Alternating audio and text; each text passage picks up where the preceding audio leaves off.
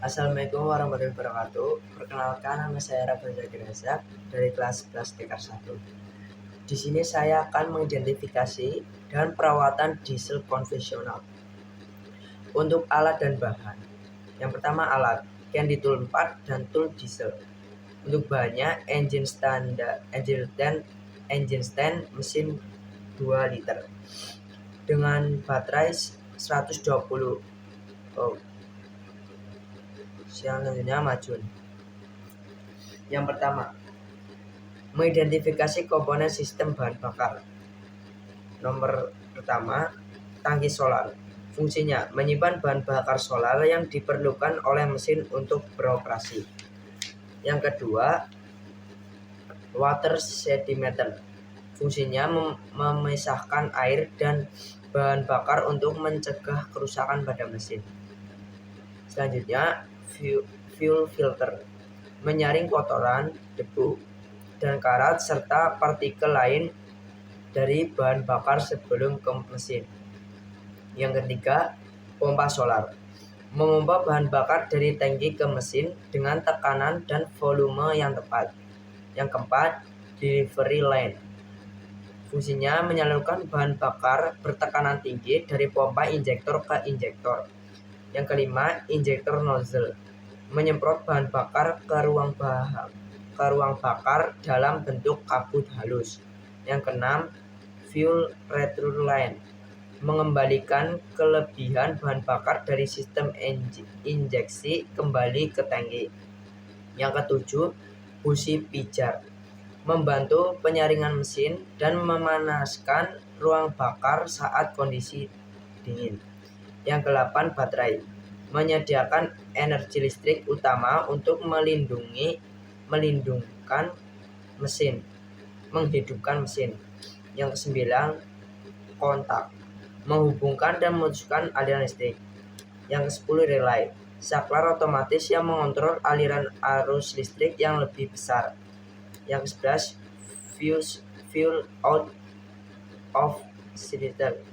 Menghentikan aliran bahan bakar ke mesin sehingga mesin dapat dimatikan. Yang kedua, indikator lampu pada dashboard. Yang pertama, lampu indikator glow.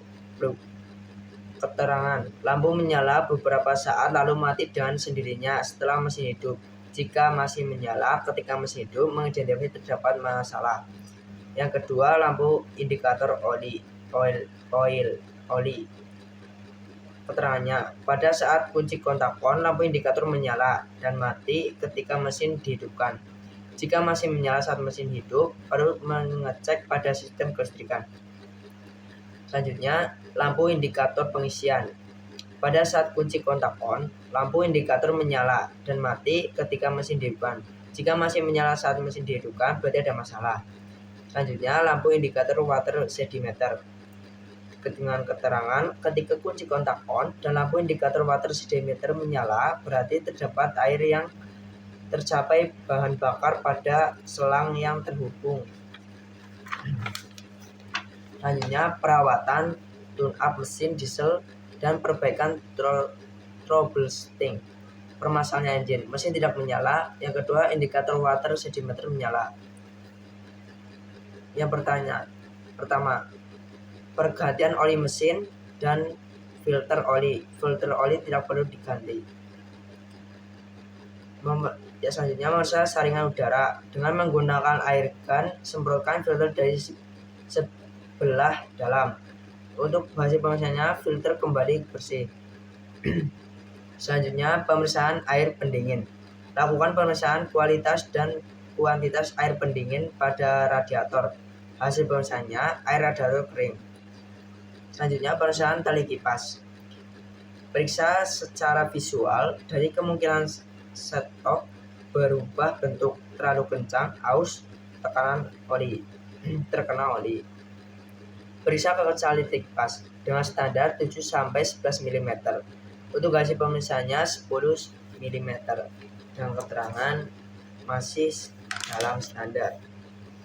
Selanjutnya, pemeriksaan nozzle. Pengetesan tekanan injeksi. Yang pertama, pompa Heidel tester beberapa kali dengan bertujuan untuk menyemburkan solar dari nozzle fitting dan kemudian kencangkan fitting. Jangan tepatkan jari Anda dekat dengan lubang nozzle. Yang kedua, pasangkan nozzle injeksi pada injektor tester dan keluarkan udara dari mur union. Selanjutnya, pompa injektor tester beberapa kali secepat mungkin untuk membersihkan karbon dari lubang injeksi. Selanjutnya, pompa injektor tester perlahan-lahan sambil mengamati pressure gauge.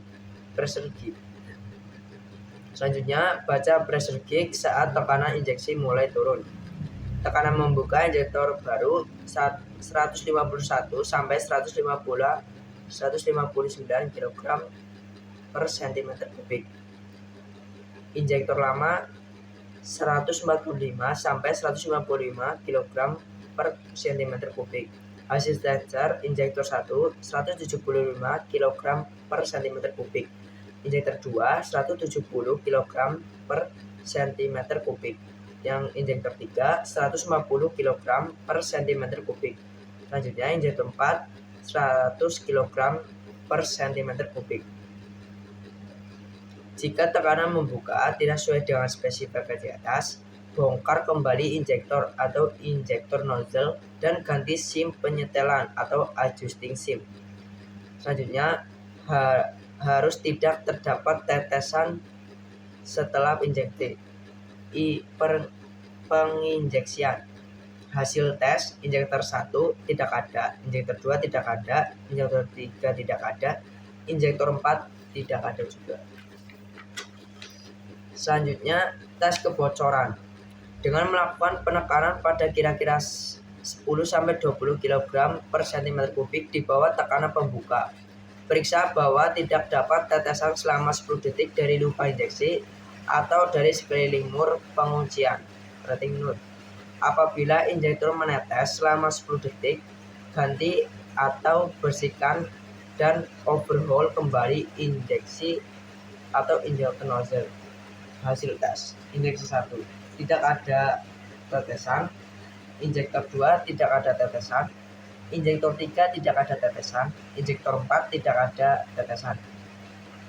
Yang ketiga, tes bentuk penyemprotan atau spray pattern test.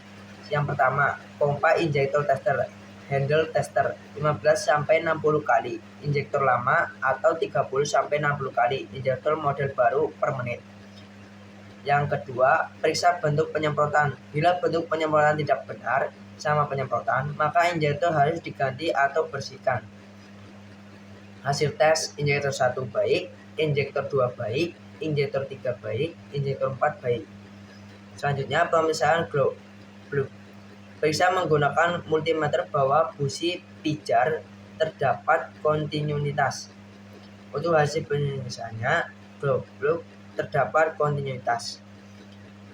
Selanjutnya, periksa fuel filter atau filter solar. Mesin terdapat air yang masuk ke dalam fuel filter. Selanjutnya, perbaikan lampu indikator water sedimeter yang menyala. Periksa water sedimeter terdapat air. Untuk hasil pemeriksaannya terdapat air pada selang bahan bakar. Selanjutnya, pemeriksaan sistem bahan bakar. Periksa tidak terdapat udara pada sistem bahan bakar. Apabila terdapat udara, lakukan bleeding sampai udara hilang. Sekian dari saya. Wassalamualaikum warahmatullahi wabarakatuh.